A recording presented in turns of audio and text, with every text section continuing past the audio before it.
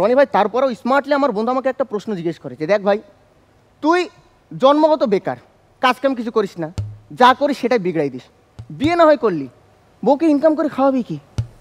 আমি 3 বারের মতো আবার ওই স্মার্টলি জবাব দিলাম যে দেখ শুধু ভালোবাসার মানুষ পাশে থাকতে হয়, টাকা পয়সা কী জিনিস সেটা তো দুইজনে একসাথে ভিক্ষা করেও কামানো যায়।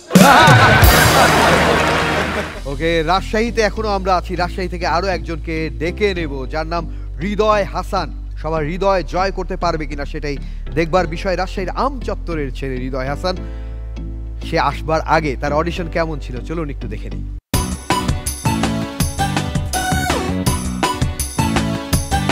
একটা জিনিস খেয়াল করবেন যে যখন নিউজ অ্যাঙ্কার, যখন মানে নিউজ রিপোর্টার মানে নিউজ করে, কিছু কিছু মানুষ থাকে আশেপাশে একদম মাথা উড়ে ভরতে থাকে যে তুই শর্ট সাইডে, আমাকে ক্যামেরাতে আসা খুবই জরুরি, মানে টিভিতে আসা তাদের জন্য খুবই জরুরি। আর এটার একটাই কারণ যে কমসে কম 1-8 মাস গোটা এলাকাতে একটা নাম থাকবে যারা টিভিতে এসেছি, যেখানে যাবে সবাই সালাম করবে, টিভিতে আসা খুবই জরুরি। তো সেই উপলক্ষে আমি গতকাল আমার নানিকে বলি যে নানি হাঁ শো বলে একটা শো আছে, আমি যদি আল্লাহর রহমতে জিততে পারি, মানে অডিশন দেওয়ার পরে, তাহলে আমাকেও টিভিতে দেখাবে।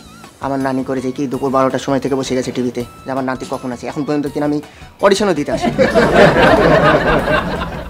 তারপর আমি ফাইনালি আসলাম অডিশন দিতে, এসে দেখি যে এখানে মানুষে ভরপুর, আমি তো একদম শেষ। ওই সময় সাউন্ড স্যার আমাকে বোঝায় যে দেখ ভাই ভিতরে যারা আছে তারা খুবই স্ট্রিক্ট, কিন্তু মানে সুষমা ম্যাম একটু নরম হৃদয়ের আছে, তো সে যদি অ্যাকসেপ্ট করে নেয় তাহলে তুই ইনশাল্লাহ পারবি। এই বলতে বলতে দেখি সামনে আমার সুষমা ম্যাম, আমি গিয়ে তার পায়ে পড়ে যাই একদম থপ করে। ততক্ষণ পর্যন্ত উঠি না যতক্ষণ না ইস্তিয়াক স্যার আমাকে ভালো করে বোঝায় যে দেখ ভাই ওটা সুষমা ম্যাম না, ওটা সুষমা ম্যামের পোস্টার, ম্যাম ভিতরে আছে।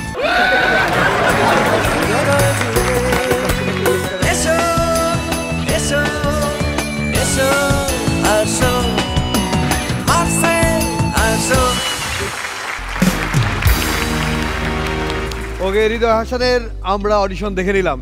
আমরা প্রমাণ পেয়েছি যে তুষার খান সত্যি সত্যি খান, আমিন খান সত্যি সত্যি খান, কিন্তু হৃদয় হাসান সত্যি সত্যি কতটুকু হাসান সেটাই দেখবার বিষয়। আসে হৃদয় হাসান।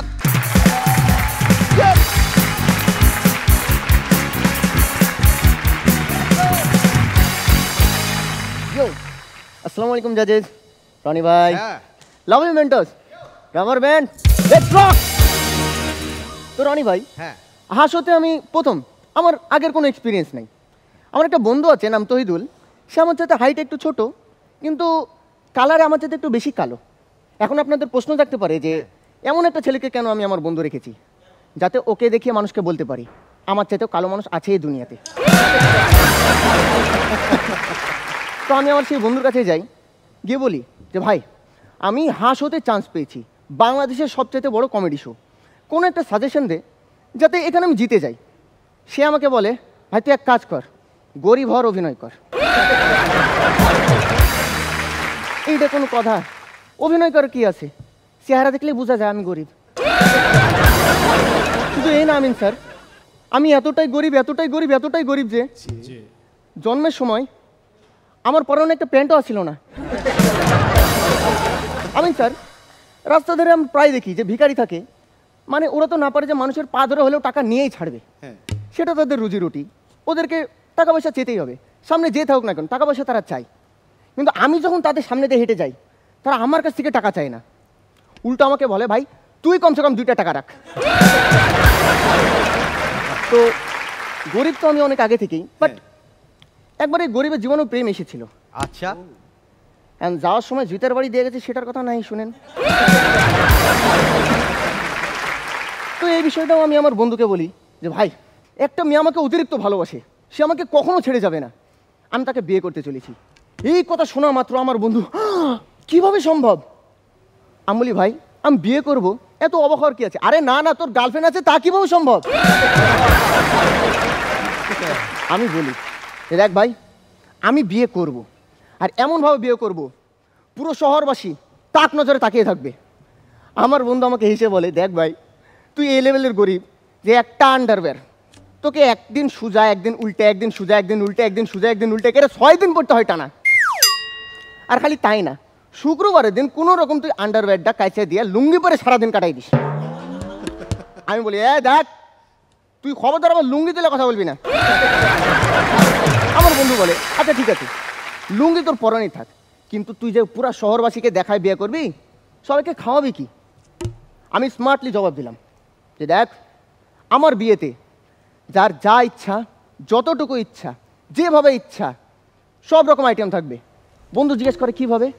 আমি আবারও স্মার্টলি জবাব দিলাম যে বিয়ের মধ্যে সবাইকে 1 ঘন্টা করে সময় দেব, যার যা ইচ্ছা, যতটুকু ইচ্ছা, যেভাবে ইচ্ছা নিজ নিজ বাসা থেকে খেয়ে চলে আসো। অ্যান্ড আমিন ভাই, এই কথা শোনার পরে আমার বন্ধু তো পুরো একদম রেগে ফায়ার। সে না পারে যে আমাকে বন্দুকের গুলি দিয়ে উড়িয়ে দেয়, বাট তারপরেও রনি ভাই, তারপরেও স্মার্টলি আমার বন্ধু আমাকে একটা প্রশ্ন জিজ্ঞেস করে যে দেখ ভাই, তুই জন্মগত বেকার, কাজকাম কিছু করিস না, যা করিস সেটাই বিগড়াই দিস, বিয়ে না হয় করলি, বউকে ইনকাম করে খাওয়াবি কি? আমি 3 বারের মতো আবারও স্মার্টলি জবাব দিলাম যে দেখ, শুধু ভালোবাসার মানুষ পাশে থাকতে হয়, টাকা পয়সা কী জিনিস সেটা তো দুইজনে একসাথে ভিক্ষা করেও কামানো যায়। আর তার জন্যই আজ পর্যন্ত আমি সাইফুল ভাইয়ের মতন সিঙ্গেল।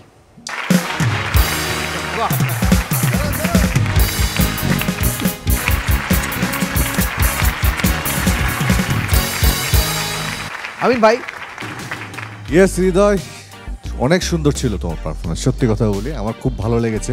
এবং থ্রুলি তুমি নিজেকে নিয়েই বলছো অনর্গল, যেটা খুবই প্লাস পয়েন্ট তোমার জন্য। সামনে আরো ভালো কিছু আশা করি তোমার কাছ থেকে পাবো। All the best.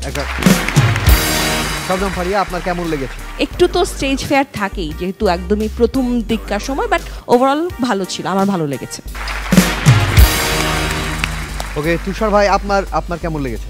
আমার কাছে মনে হচ্ছে যে তুমি ফ্রেন্ড সার্কেলের মধ্যে এরকম একজন যে সবাই ওয়েট করে যে ও আসলে আড্ডাটা আরও জমবে, এরকম একটা বিষয় থাকে না? আচ্ছা, তুমি এমনি কি করো তুমি? আমি রাজমিস্ত্রির কাজ করি। হ্যাঁ, জি, রাজমিস্ত্রির কাজ করি। রাজমিস্ত্রি। আচ্ছা, সব কাজই সম্মানের এবং কঠিন কাজ, কোনো কাজই সহজ কাজ না। তুষার ভাই, আপনি যখন বললেন যে ওর বন্ধুরা ওয়েট করে যে কখন আসবে, মানে তুমি তো কাজেই ব্যস্ত থাকো, বন্ধুর সঙ্গে আড্ডা দেওয়া বা এটা সুযোগ হয় কি না, নাকি সেই কাজের মধ্যেই তোমাকে প্র্যাকটিস করতে হয়, সেটা একটু জানতে চাই। জি, কাজের মাধ্যমে কিছুটা সুন্দর পরে বন্ধু বান্ধবের সাথে আড্ডা। এটা কিন্তু ছোটখাটো কাজ না, আপনি বলেন সব কাজ সম্মানের, রাজশাহীর রাজমিস্ত্রি, রাজার কাজ।